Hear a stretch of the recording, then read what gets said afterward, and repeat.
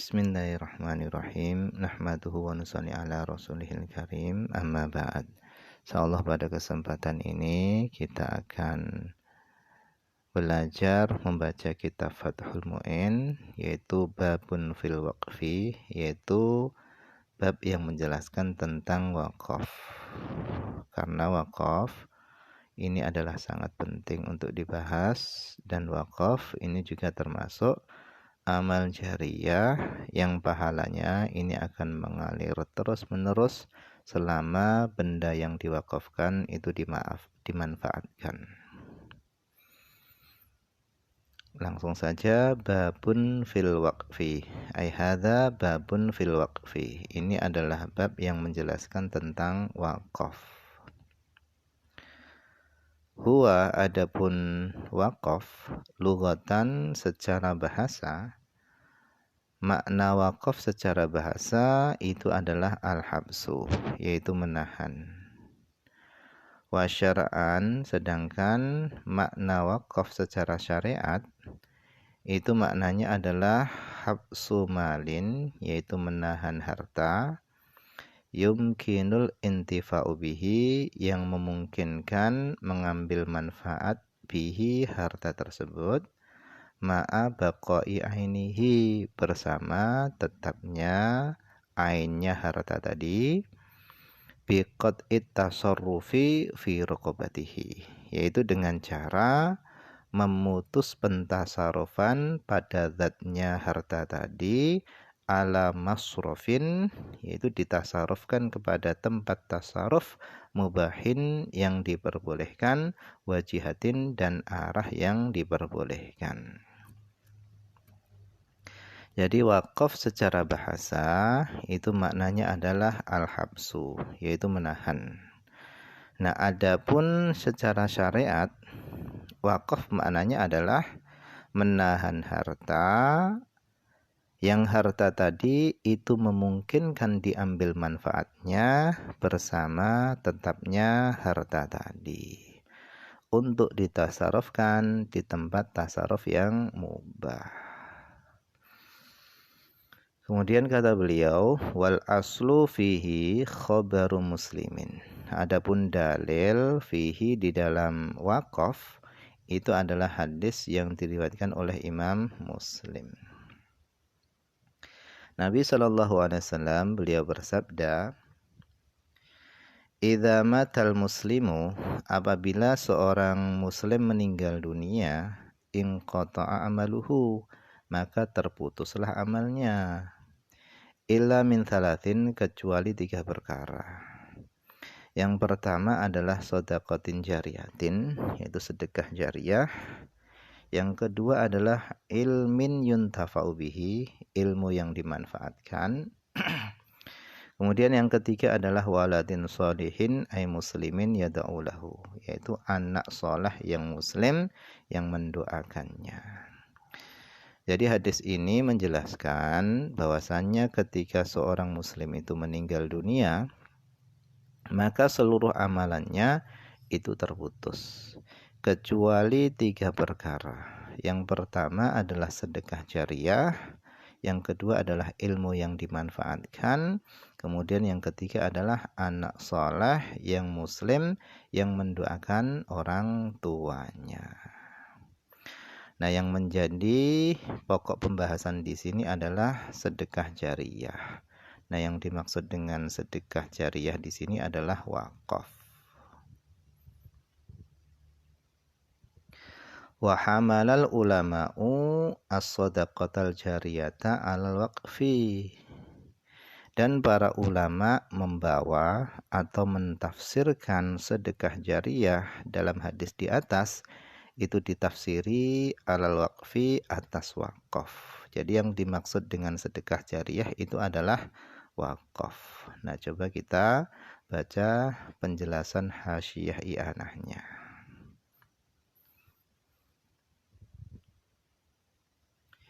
Di sini disebutkan babun fil waqfi. Maksudnya adalah fi bayani ahkamil waqfi, yaitu di dalam menjelaskan hukum-hukum yang terkait dengan wakaf. Wa huwa laisa min khosa'isi hadil ummah. Adapun wakaf itu bukanlah termasuk kekhususan umat ini. Artinya umat terdahulu itu juga ada syariat wakaf. Kama fi syarhi Mimra, sebagaimana di dalam syarah Muhammad Romli. Ini Al-Imam Romli. Yang dimaksud Mimra ini adalah Imam Romli. Kemudian waqala Al-Hafidh fil Fathi, dan telah berkata Al-Hafidh Ibnu Hajar Al-Asqalani fil Fathi di dalam kitab Fathul Barinya. Beliau mengatakan wa asyara Syafi'iyyu, dan telah mengisyarahkan Asy-Syafi'iyyu Imam Syafi'i. Imam Syafi'i beliau telah mengisyarahkan ila kepada annal waqfa, bahwasanya wakaf itu min khosa'isi ahlil Islam, itu termasuk kekhususan ahli Islam, orang-orang Islam.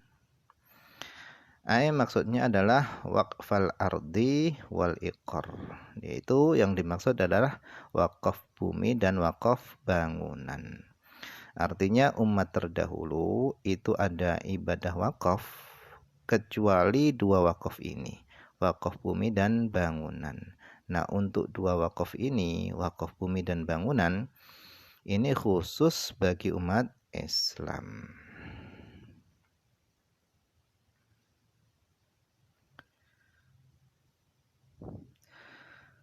Qala Ar-Rasyidiyyu, telah berkata Ar-Rasyidiyyu, wa ibaratu Syafi'i radhiyallahu anhu, adapun ibarahnya Imam Syafi'i itu adalah walam yahbis ahlul jahiliyah fima alimtuhu, walam yahbis ahlul jahiliyah, dan orang-orang jahiliyah mereka itu tidak melakukan wakaf fima alimtuhu, sebagaimana yang aku ketahui, daron wala ardan, baik wakaf rumah ataupun wakaf bumi.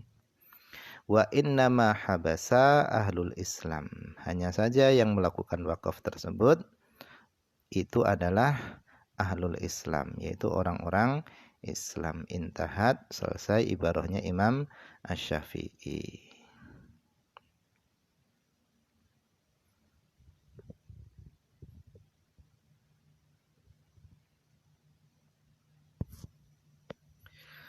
Kemudian wa arkanuhu, adapun rukun-rukunnya wakaf, rukun-rukunnya wakaf itu arbaatun, itu ada 4. Jadi rukun-rukunnya wakaf itu ada 4.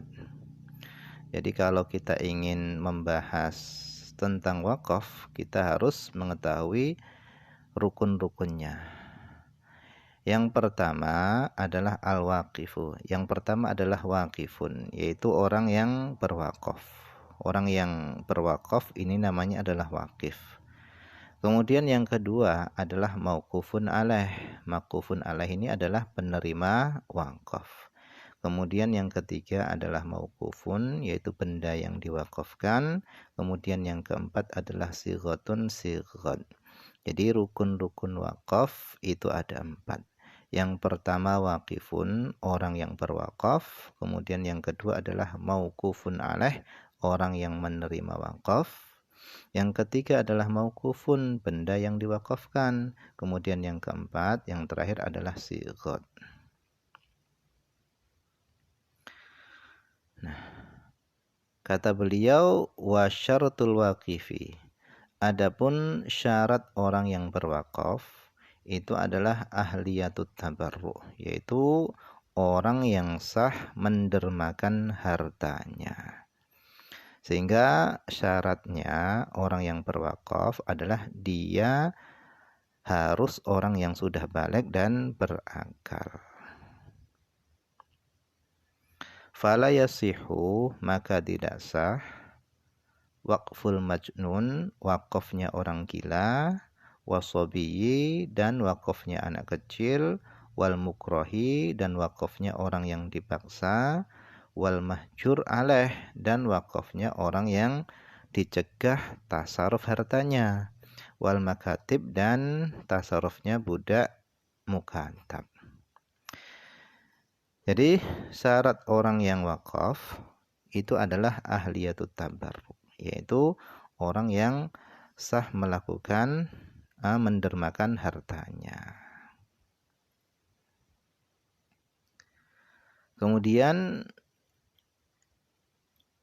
wasyartul mauquf alaih, dan adapun syarat mauquf alaih yaitu orang yang menerima wakaf, ingkana muayyanan, jika orang yang menerima wakaf itu adalah muayyan. Yang dimaksud muayyan di sini adalah orang yang menerima wakaf itu sudah ditentukan. Jadi mauquf alaih ini ada dua, ada muayyan dan ada ghairu muayyan. Jadi kata beliau, jika orang yang menerima wakaf itu adalah muayyan, orang yang menerima wakaf itu sudah ditentukan. Misalnya wakif berkata, aku wakafkan tanah ini kepada si A. Sudah ditentukan kepada si A, si B, C, dan seterusnya. Nah, wakaf semacam ini namanya adalah wakaf muayyan. Orangnya sudah ditentukan. Maka selain orang yang sudah disebutkan tadi, itu enggak boleh memanfaatkan tanah tadi. Yang kedua namanya adalah ghairu muayyan, yaitu orangnya tidak ditentukan. Misalnya wakif berkata, aku wakafkan tanah ini kepada para fakir miskin. Atau aku wakafkan tanah ini kepada semua orang yang ada di desa ini. Atau aku wakafkan tanah ini kepada seluruh orang-orang yang yatim. Nah, wakaf semacam ini namanya adalah ghairu muayyan, karena orangnya tidak ditentukan. Nah, perbedaan antara wakaf muayyan dan wakaf ghairu muayyan itu adalah di dalam masalah qabulnya. Kalau wakaf itu muayyan, ada orangnya sudah ditentukan, itu harus ada ijab qabul. Tetapi kalau wakafnya tadi itu adalah ghairu muayyan, tidak ditentukan orang yang menerimanya, maka itu tidak ada qabulnya, enggak ada.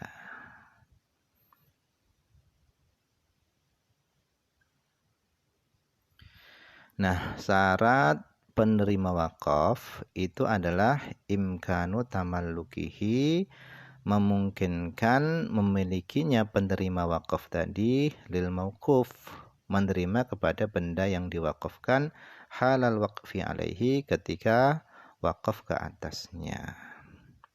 Fala yasihul waqfu, sehingga tidak sah apa wakaf alal janin, atas janin. Jadi janin yang masih berada di dalam perut induknya itu tidak sah diwakafkan. Kenapa? Li adami sihhati tamallukihi, karena tidak sahnya memiliki janin tadi. Wala waqfu abdin muslimin, dan tidak sah mewakafkan budak muslim, au mushafin, atau mewakafkan mushaf ala kafirin, atas orang kafir. Jadi mewakafkan budak muslim dan mushaf kepada orang kafir itu tidak sah. Kenapa? Karena orang kafir itu tidak diperbolehkan menguasai urusan kaum muslimin.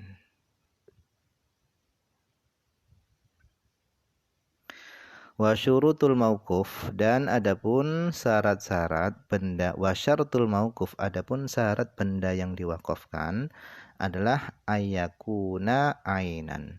Adanya benda yang diwakafkan itu harus benda yang ain, berupa ain. Muayyanatan, ditentukan bendanya, mamlukatan, dapat dimiliki. Ila akhiri masayati, sampai akhir apa yang nanti akan datang penjelasannya. Kemudian wasyartus sighah, yaitu syarat yang terakhir adalah wasyartus sighah. Jadi syarat sighah ini adalah lafal. lafal yang menunjukkan kepada wakaf. Jadi sighah ini, yang dimaksud sighah ini adalah lafal yang menunjukkan wakaf. Nah, sighah wakaf ini harus diucapkan dengan lisan. Kalau masih di dalam hati atau baru diniatkan tetapi belum diucapkan dengan lisan, maka belum terjadi akad wakaf. Jadi syarat wakaf, sighah wakaf itu harus diucapkan.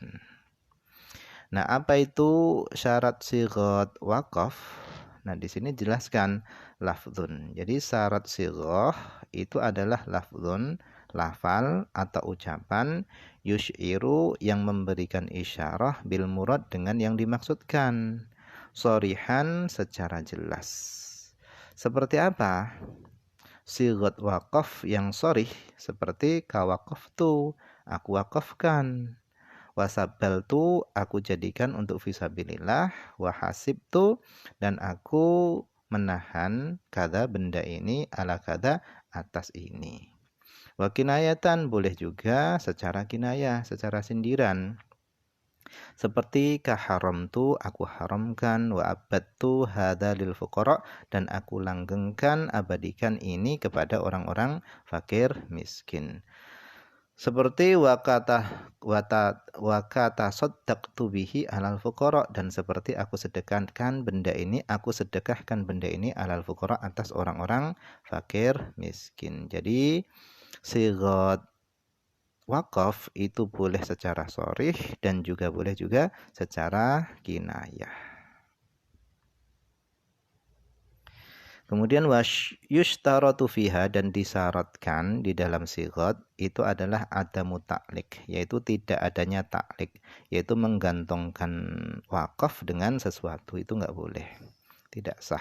Falau qala seandainya wakif berkata idza jaa ra'sus syahr apabila datang permulaan bulan faqad waqaftu kadza 'alal fuqara sungguh aku mewakafkan ini kepada orang-orang fakir. Lam yasihana wakaf semacam ini dengan taklik itu hukumnya enggak sah. Wa adamu ta'qid dan syarat sighah selanjutnya adalah adamu ta'qid, tidak adanya pembatasan waktu. Falau qala seandainya wakif berkata waqaftu kadza 'alal fuqara sanatan, aku mewakafkan ini atas orang-orang fakir sanatan selama 1 tahun, lam yasiha maka wakaf semacam ini enggak sah. Wa sayadhkuru syarihu mu'dhama dzalika dan nanti syarih akan menyebutkan keseluruhan itu semua. Jadi semua rukun-rukun wakaf secara detail nanti akan disebutkan oleh syarih di depan. Nah, mungkin saja dulu yang bisa dibaca pada kesempatan ini, semoga ada manfaatnya.